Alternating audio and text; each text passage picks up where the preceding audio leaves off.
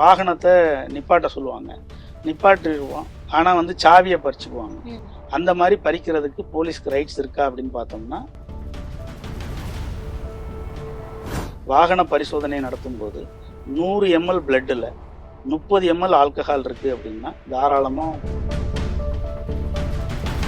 பெண்களை பொறுத்தளவு எங்கேயாவது நம்ம பயணம் பண்ணுறோம் இல்லை ட்ராவலில் இருக்கோம், வாஷ்ரூம்ஸை பயன்படுத்துறதை பொறுத்தளவில் 5 ஸ்டார் ஹோட்டலாக இருந்தால் கூட அவங்க ஃப்ரீ ஆஃப் காஸ்ட்டில் அவங்க வந்து வாஷ்ரூமை பயன்படுத்திக்கிறதுக்கு.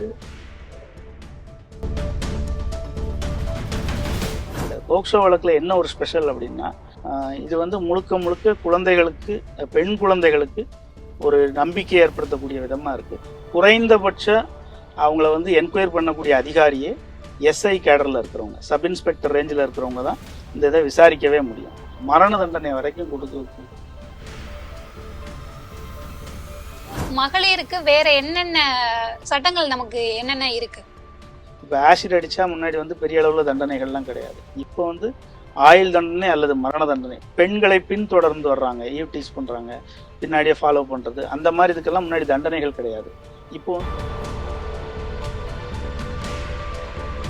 வணக்கம் சார். வணக்கம் சார்.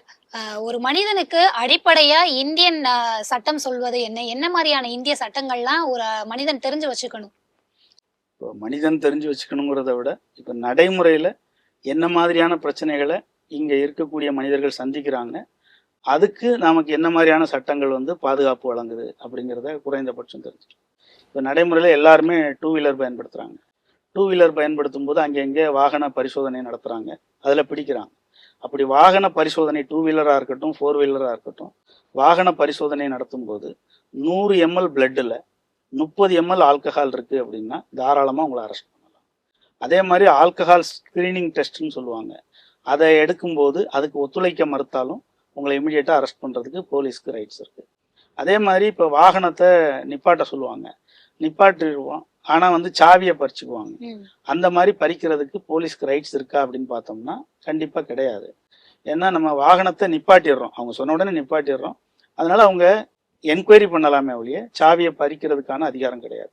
ஆனால் எப்போ அது பறிக்க முடியும் அப்படின்னா, அவங்க நிப்பாட்ட சொல்கிறாங்க, நம்ம நிப்பாட்டாமல் அவாய்ட் பண்ணிட்டு போகிறோம் அப்படின்னா, நம்மளை அவங்க சீஸ் பண்ணி பிடிக்கிறாங்க அப்படின்னா அவங்க சாவியை வந்து பறிமுதல் செய்கிறதுக்கு அதிகாரம் இருக்குன்னு சென்னை டிராஃபிக் போலீஸில் ஒரு ரூல்ஸ் வந்து இது பண்ணியிருக்காங்க. இது வாகன பரிசோதனை சம்பந்தமா. அதே மாதிரி இப்போ வீட்டில் எல்லா பெண்களுமே கேஸ் சிலிண்டர்ஸ் பயன்படுத்துகிறாங்க. அந்த கேஸ் சிலிண்டர்ஸ் வந்து வெடித்து அதில் ஒரு ஆபத்து, அதனால ஒரு உயிரிழப்பு அந்த மாதிரி ஏற்படும் பட்சத்தில் அவங்களுக்கு வந்து 50 லட்ச ரூபா நிவாரணம் கிடைப்பதற்கான வழிவகை இருக்குது. இது பலருக்கும் தெரியாது. அப்போ இந்த மாதிரியான சட்டங்கள் இதுலேயே பெண்கள் சம்பந்தமாக எடுத்துக்கிட்டோம் அப்படின்னோம்னா, இப்போ நடைமுறையில் பெண்களை அரெஸ்ட் பண்ணுறாங்க அப்படின்னா சாயங்காலம் 6 மணிலேருந்து காலையில் 6 மணிக்கு இடைப்பட்ட காலங்களில் காவல் நிலையத்திலேருந்து வந்து யாரும் அரெஸ்ட் பண்ண முடியாது. அப்படி அரெஸ்ட் பண்ணணும் அப்படின்னு நினச்சோம்னா அது பகல் நேரத்தில் தான் பண்ண முடியும். அதே மாதிரி 6 மணிக்கு மேலே பெண்களை வந்து காவல் நிலையத்தில் அடைச்சி வைக்கிறதும் கூடாது. இது பெண்களுக்கான சிறப்பான ஒரு இது. மருத்துவ காப்பீடு அந்த மாதிரி எதுலையாவது மருத்துவம் இதில் பெண்களை பொறுத்தளவுக்கு இன்னொன்று, இப்போ எங்கேயாவது நம்ம பயணம் பண்ணுறோம் இல்லை ட்ராவலில் இருக்கோம், அப்போ இயற்கை உபாதைகளை இது பண்ணுறதுக்காக வாஷ்ரூம்ஸை பயன்படுத்துறதை பொறுத்தளவில் இந்தியாவில் இருக்கக்கூடிய அது எந்த ஹோட்டலாக இருந்தாலும் சரி, பெட்ரோல் பங்காக இருந்தாலும் சரி, அவங்க வந்து அதை அக்சஸ் பண்ணிக்க முடியும். அது ஈவன் 5 ஸ்டாராக இருந்தால் கூட, 5 ஸ்டார் ஹோட்டலாக இருந்தால் கூட அவங்க ஃப்ரீ ஆஃப் காஸ்ட்டில் அவங்க வந்து வாஷ்ரூமை பயன்படுத்திக்கிறதுக்கு ரைட்ஸ் இருக்குது. இது பொதுவாக எல்லாருக்கும் தெரியாது. நம்ம வழிப்போக்கில் இப்போ நம்ம 4 வீலரில் ட்ராவல் பண்ணால் கூட ஒரு பெட்ரோல் பங்க்கில் போய் கேட்குறதுக்கே நம்ம தயங்குவோம். ஆனால் சட்டம் வந்து அதில் வந்து வழிவகை செஞ்சுருக்கு. நீங்கள் எந்த ஹோட்டலாக இருந்தாலும் அதில் வந்து ஃப்ரீயாக அக்சஸ் பண்ணிக்க முடியும். ஏன்னா ஆண்கள் வந்து போகிற போக்கில் எங்கேனாலும் போயிடுவாங்க, பட் பெண்களால் அப்படி போக முடியாது. அப்படிங்கிறதுக்காக இந்த ப்ரொவிஷன் வந்து ஸ்பெஷலாக இது பண்ணியிருக்காங்க. சார், இப்போ வந்து நீங்க சொல்லியிருந்தீங்க ஹோட்டல்ல அவங்க யூஸ் பண்ணிக்கலாம், ஆக்சஸ் இருக்கு அப்படின்ற மாதிரி இந்தியன் லா சொல்லுதுன்னு சொல்றீங்க. சப்போஸ் அந்த ஹோட்டலோ இல்ல எதிர்த்தரப்புல இருந்து மறுக்கப்படுது அப்படின்னா அவங்களுக்கான தண்டனைகள் என்னவா இருக்கும் அப்படின்றது கொஞ்சம் விளக்க முடியுமா சார்? இல்லை, அது வந்து இப்போ கன்சியூமர் அதை வந்து நம்ம வந்து கன்சியூம் பண்ண போகிறோம். கன்சியூம் பண்ண போகிறப்ப பிரச்சனை வருது அப்படிங்கிற பட்சத்தில் அவங்க வந்து கன்சியூமர் கோர்ட்டில் இதுக்கான பரிகாரத்தை வாங்கிக்க முடியும். ஏன்னா கன்சியூமர் கோர்ட்டை பொறுத்தளவுக்கு இப்போ நடைமுறையில் பார்க்குறோம், 25 பைசா சேஞ்ச் தரல அப்படின்னா 2,50,000 ஃபைன் போடக்கூடிய நடவடிக்கை எல்லாம் இருக்குது. ஏன்னா கன்சியூமர் கோர்ட்டு வந்து யாரும் பெருசாக அக்சஸ் பண்ணுறதில்ல. அதனுடைய நோக்கமே அந்த பெரிய அளவில் பனிஷ்மெண்ட், இந்த அவார்டெல்லாம் கொடுக்கறதுக்கு காரணமே என்னென்னா அதன் மூலமாவது மக்களுக்கு ஒரு விழிப்புணர்வு வரட்டும், அவங்க எதுக்காக இருந்தாலும் கேள்வி கேட்கட்டும் அப்படிங்கிறது தான். அதே மாதிரி இப்போ கடைகள் அதில் எம்ஆர்பின்னு ஒரு ரேட் ஃபிக்ஸ் பண்ணுறாங்க, மேக்ஸிமம் ரீட்டைல் ப்ரைஸ். அதுக்கு கூடுதலாக ஒரு பைசா வச்சு விற்றா கூட அவங்க மேலே நீங்கள் வழக்கு தொடர முடியும், அவங்கள்ட்ட வந்து நிவாரணம் வாங்க முடியும். எம்ஆர்பியிலேருந்து நம்ம குறைச்சி வாங்குறது நுகர்வோருடைய கடமை, அவங்களுக்கு வந்து அதில் ரைட்ஸ் இருக்குது. ஆனால் ஒரு பைசா கூட அவங்களால கூட்டி வைக்க முடியாது. எம்ஆர்பியில் என்ன ரேட் ஃபிக்ஸ் பண்ணியிருக்காங்களோ மேக்ஸிமம் அதுதான். இந்த மாதிரி ஏதாவது ஒரு கேஸ் எக்ஸாம்பிளுக்கு சொல்ல முடியுமா சார்? இந்த மாதிரி ஒருத்தர் கேஸ் ஃபைல் பண்ணியிருக்காரு, அவருக்கு இத்தனை இது வந்து இதா கொடுத்துருக்காங்க, நிவாரணமா கொடுத்துருக்காங்க அப்படின்ற மாதிரி ஏதாவது ஒரு கேஸ் நீங்க சந்திச்சிருக்கீங்களா? எனக்கு நினைவுல இல்லை, ஆனால் நான் ஒரு யூடியூப் சேனலில் ஒரு வீடியோ பதிவு செஞ்சுருக்கேன். அந்த வீடியோவில் என்னென்னா, விழுப்புரத்து பக்கத்தில் ஒரு ஹோட்டலில் ஒருத்தர் வந்து சாப்பிட போகிறாரு. அப்போ அவருக்கு வந்து சாப்பாட்டோட ரேட்டிலேருந்து 25 பைசா அவருக்கு வந்து 5 ரூபா வந்து கம்மியாக கொடுக்குறாரு. அதுக்கு அவங்கள வந்து அசிங்கப்படுத்தி அனுப்புகிறாங்க. அதுக்கு அவர் வந்து கன்சியூமர் கேஸில் போய் அவருக்கு அந்த வழக்கில் 25,000 ரூபா ஃபைன் கொடுத்துருக்காங்க. 5 ரூபா கம்மியாக கொடுத்ததுக்கு, அவரை வந்து அசிங்கப்படுத்தினதுக்கு 25,000 ரூபா அவருக்கு வந்து அவார்ட் பண்ணியிருக்காங்க. அந்த மாதிரி நம்ம பாதிக்கப்பட்ட நுகர்வோர்கள் எல்லாம் நுகர்வோர் நீதிமன்றத்துக்கு போனால் கண்டிப்பாக அதுக்கான பரிகாரங்கள் இருக்கு அப்படிங்கிறது இருக்கு. சார், அடுத்த இதா நம்ம பார்க்கிறப்போ இந்த போக்சோ, குண்டர் அப்படிலாம் சட்டங்கள் சொல்றாங்க. இது வந்து பேரளவுல மட்டும்தான் எல்லாருக்குமே தெரியுமே, பரிச்சயமா இருக்குமே தவிர்த்து அதோட மீனிங் இன்டெப்தா என்ன அப்படின்றது யாருக்குமே இங்க தெரியறது இல்ல. கொஞ்சம் நீங்க அதை விளக்க முடியுமா சார்? இப்போ குண்டாஸ் ஆக்ட் அப்படின்னு பார்த்தோம்னா 1982ல் குண்டாஸ் ஆக்ட் வருது, குண்டர்கள் சட்டம். இந்த சட்டத்தை பொறுத்தளவுல முதல்ல இந்த சட்டம் உருவாக்கப்பட்டதனுடைய நோக்கம் என்னன்னா, ஒரு தப்பை மீண்டும் மீண்டும் செய்யும்போது அவங்க மேலே குண்டாஸ் ஆக்ட் பாயும் அப்படின்னு சொல்லுவாங்க. ஆனால் அதை வந்து ஜெயலலிதா அவங்க ஆட்சி பொறுப்பில் இருந்தப்போ ஒரு அமெண்ட்மெண்ட் கொண்டுட்டு வர்றாங்க. அந்த அமெண்ட்மெண்ட் கொண்டுட்டு வரும்போது அதில் என்ன சொல்கிறாங்க அப்படின்னா, அவர் அந்த தப்பை செஞ்சிருக்க கூடும் அப்படின்னு அனுமானத்தின் பேரில் கூட ஒருத்தரை வந்து கைது பண்ண முடியும். அந்த அடிப்படையில் தான் இப்போ லேட்டஸ்ட்டாக திருமுருகன் காந்திங்கிறவரை வந்து ஒரு சோசியல் ஆக்டிவிட்டீஸ் அவரை வந்து அரெஸ்ட் பண்ணாங்க. அப்புறம் உயர்நீதிமன்றம் தலையிட்டு அவரை வந்து விடுதலை கொடுத்தாங்க. இந்த மாதிரியெல்லாம் நீங்கள் வந்து தவறாக பயன்படுத்தக்கூடாது அப்படின்னு சொல்லிட்டு.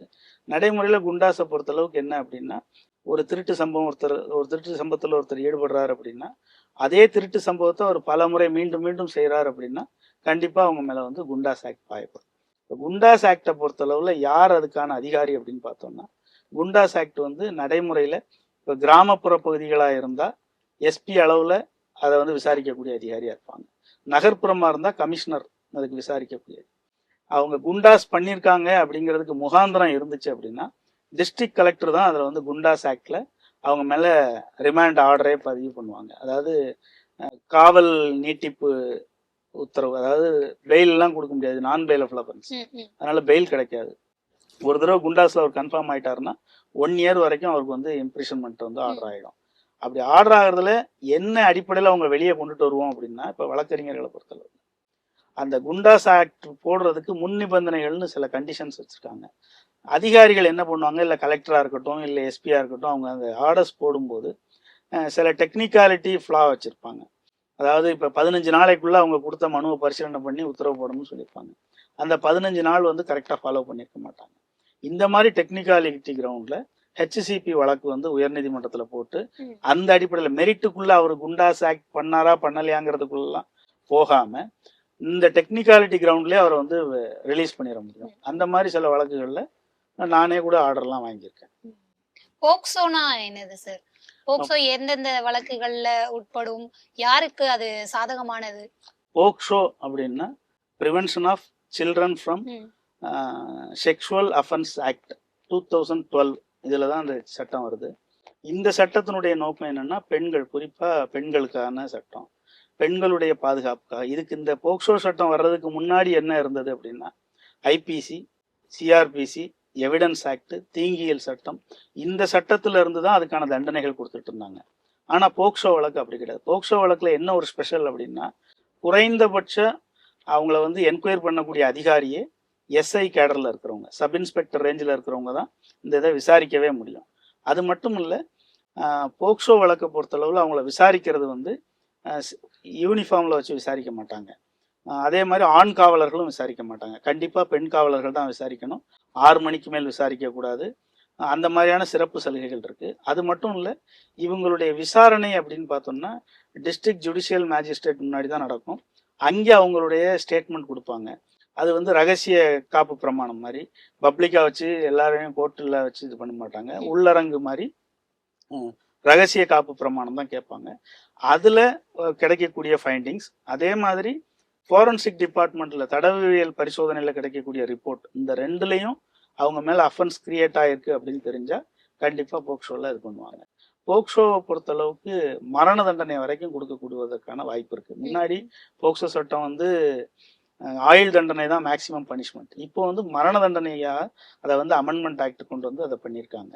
அதனால போக்சோ ஆக்டுக்குள்ளே ஒருத்தர் போயிட்டா அதுலேருந்து வெளியே வர்றது ரொம்ப ரொம்ப கஷ்டம். பெயில் கூட கொடுக்க மாட்டாங்க. நாங்களுமே சில வழக்குகள்லாம் ட்ரை பண்ணியிருக்கோம். ஆனாலுமே அதில் வந்து பெயில் வந்து ரெஃப்யூஸ் பண்ணிடுவாங்க. இது வந்து முழுக்க முழுக்க குழந்தைகளுக்கு, பெண் குழந்தைகளுக்கு ஒரு நம்பிக்கை ஏற்படுத்தக்கூடிய விதமாக இருக்குது. ஆனால் ரேராக சில வழக்குகள் வந்து பொய்யான வழக்குகளும் பதியப்படுது.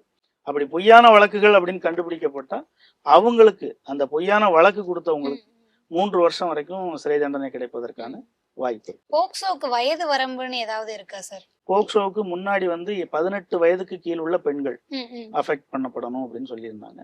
இப்போ அந்த 18 வந்து ரெடியூஸ் பண்ணி 16 வயசு வரைக்கும் உள்ள குழந்தைங்கள் இது பண்ணா கூட அவங்களும் போக்சோ இதில் அவங்களுக்கு அந்த பாதுகாப்பு இருக்கு.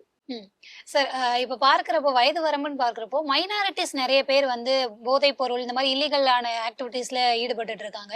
இவங்களுக்கான விசாரணைகள் என்னவா இருக்கும்? அவங்களுக்கு அவங்க மேல பதியப்படுற கேசஸ் என்ன மாதிரியான எப்படி டீல் பண்ணுவாங்க? அதெல்லாம் மைனர் அப்படிங்கிற வரும்போது அவங்கள வந்து நார்மலாக வச்சு ட்ரீட் பண்ணுற மாதிரி பண்ண மாட்டாங்க.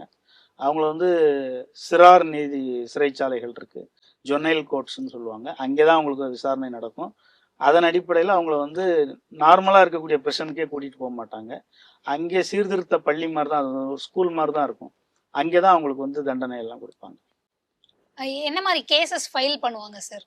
சில படங்களே கூட வந்திருக்கு. அதாவது ஒரு கொலை பண்ணா கூட அதை வந்து டைரெக்டாக மேஜர் பண்ணாமல் மைனர் குழந்தைங்களை வச்சு பண்ணுனா அவங்க வந்து மைனர் குழந்தைங்களுக்கு வந்து கொலை செய்கிறதுல வந்து இருந்து தண்டனையிலேருந்து விடுவிப்பு இருக்குது. அதை பயன்படுத்தி சில திரைப்படங்கள் கூட வந்திருக்கு. ஏன்னா மேஜர் செய்யக்கூடிய ஒரு விஷயத்த மைனர் செஞ்சால் அவங்களுக்கு அந்த தண்டனை கிடையாது. இப்போ சைல்டு ஒரு குற்றத்தை புரிந்தாலோ இல்லை அன்சவுண்ட் மைண்ட் பர்சன் வந்து பண்ணாலோ அவங்களுக்குலாம் வந்து தண்டனை கிடையாது. அதுலேருந்து தப்பிக்கிறதுக்காக சிலர் வந்து தவறான முறையில் கூட இந்த மாதிரி மைனர் சைல்ட்ஸை வந்து பயன்படுத்துகிறாங்க அப்படிங்கிற விஷயம் நாட்டில் நிலவிட்டு தான் இருக்கு. சார், தொடர்ச்சியா பார்க்கிறப்போ மகளிருக்கு வேற என்னென்ன சிறப்பான திட்டங்கள் இருக்கு, சிறப்பான சட்டங்கள் நமக்கு என்னென்ன இருக்கு?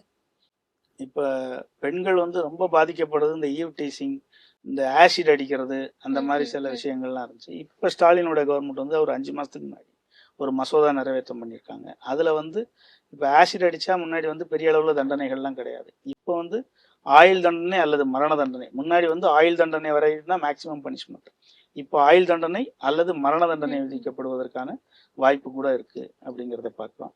அதே மாதிரி இப்போ பெண்களை பின்தொடர்ந்து வர்றாங்க, ஈவ்டீஸ் பண்ணுறாங்க, பின்னாடியே ஃபாலோ பண்ணுறது, அந்த மாதிரி இதுக்கெல்லாம் முன்னாடி தண்டனைகள் கிடையாது. இப்போ வந்து ஆயுள் தண்டனை வரைக்கும் அதுக்கு வந்து கொடுத்துருக்காங்க. இது வந்து சிறப்பான பெண்களுக்கான பிரத்யேகமான சட்டங்களா. சார், பல்வேறு சட்டங்களை பற்றி எங்களோட பகிர்ந்துக்கிட்டதுக்கு ரொம்ப நன்றி சார். ரொம்ப ரொம்ப நன்றி. தேங்க்யூ.